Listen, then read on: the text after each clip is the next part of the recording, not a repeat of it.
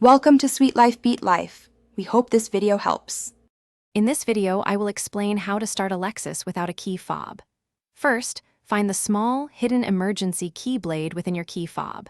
Use this blade to manually unlock the driver's side door.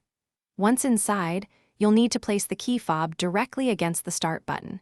This allows the car to detect the fob's signal, even if its battery is low or dead.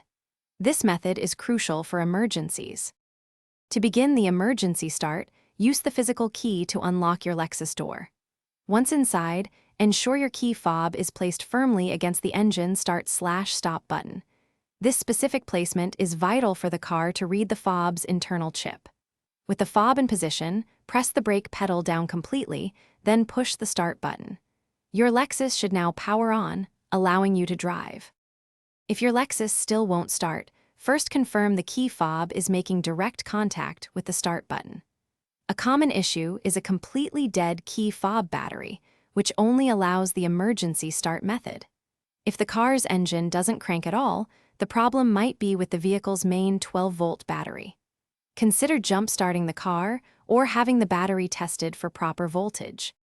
To avoid future emergencies, regularly replace your key fob battery, typically every 1 to 2 years. It's also wise to keep a spare key fob in a safe, accessible place. Remember, this emergency start method is a temporary solution. For long-term convenience, ensure your key fob is always in good working order. Also, check the description for a link to some fantastic leak-proof meal prep containers and other great deals. Thanks for watching. Consider subscribing if we helped you.